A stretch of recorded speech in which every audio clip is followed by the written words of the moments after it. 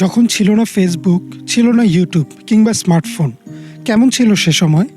৯০-এর দশকে যাদের জন্ম, তারা যেমন একদিকে অ্যানালগ যুগের শেষ প্রজন্ম, তেমনি ডিজিটাল যুগের উত্থানের সাক্ষী। কেমন ছিল ৯০-এর দশকের শৈশব? ১ টাকাকে ৪ ভাগের ১ ভাগ করলে হতো ২৫ পয়সা, যাকে আমরা বলতাম ৪ আনা। এই ৪ আনায় পাওয়া যেত নাবিস্কো লজেন্স। রং বেরঙের কাগজে মোড়ানো এই লজেন্সই যেন ছিল সে যুগের শিশুদের আনন্দের উৎস। শুধু লজেন্স না, পাওয়া যেত কালার গাম নামের লম্বা এক ধরনের চুইংগাম। বেশ কিছুক্ষণ চাবালে ম্যাজিকের মতো সাদা চুইংগাম হয়ে যেত গোলাপি। এছাড়াও ভাঙা প্লাস্টিক বোতল বা লোহা লক্কর দিয়ে পাওয়া যেত হাওয়াই মিঠাই বা কটকটি।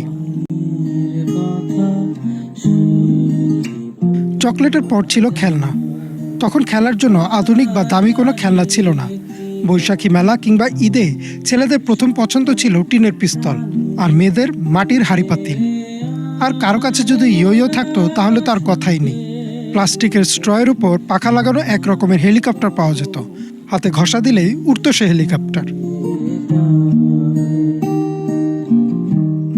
পাবজি, ফ্রুট নিনজা বা অ্যাংরি বার্ডস না, সে সময় আমাদের কাছে ভিডিও গেম মানে ছিল ব্রিক গেম। বিভিন্ন আকার আর রঙের হতো এসব গেম। তবে পকেটে কিছু টাকা থাকলে আর বাবা মাকে ফাঁকি দিতে পারলেই চলে যেতাম ভিডিও গেমের দোকানে। মোস্তফা, ফাইট 97 বা মারিও। ১ টাকার কয়েনেই বাজিমাত। তখন ছিল না অনলাইন র্যাঙ্কিং। 1 কয়েনে মোস্তফার ডাবল ড্রাগন বস মারতে পারলেই এলাকায় হইচই শুরু হয়ে যেত। তখন বাড়ির পাশে ছিল না খেলার জায়গার অভাব, আর বিকেল হলেই শুরু হতো হই হুল্লোড় করে খেলা। কানামাছি, লুকোচুরি, ছোঁয়াছুঁয়ি কিংবা ফুলটোকা। সন্ধ্যার আগ পর্যন্ত চলতো দৌড়ঝাঁপ। তবে বাবার কড়া নির্দেশ থাকতো মাগরিবের আজানের সাথে সাথে ফিরতে হবে বাসায়। বাসায় ফিরে হাত মুখ ধুয়ে শুরু হতো পড়া। পড়ার সময় মনে শুধু একটা জিনিসই চলতো, কখন হবে লোডশেডিং।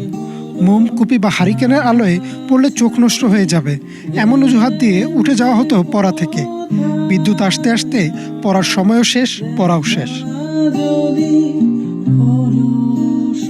৯০-এর দশকে টিভিতে দেখা যেত মাত্র একটি চ্যানেল, পিটিভি, আর তাতেই যেন ছিল রাজ্যের বিনোদন। বাংলায় অনুবাদ করে দেখানো হতো সিনবাদ, রবিনহুড বা ম্যাকগাইভার।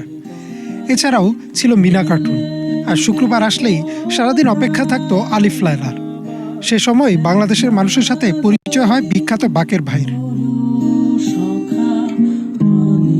সেই সময়গুলোর কথা মনে হলে এখন শুধুই আসে দীর্ঘশ্বাস। কেউ হয়তো অতীতে ফিরে যেতে চাইবে, কেউ আবার সেই সময়ের কথা স্মরণ করে নিজ মনেই হেসে উঠবে। তবে ৯০ দশকের জন্ম নেয়া শিশুরাই